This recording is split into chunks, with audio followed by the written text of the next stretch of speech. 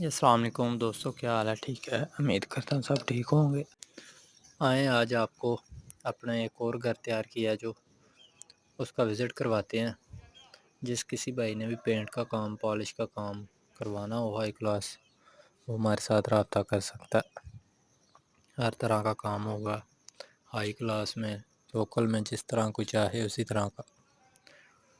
ये भी घर हम लोगों ने तैयार किया है। ये माशाल्लाह बहुत ही खूबसूरत घर तैयार हुआ है।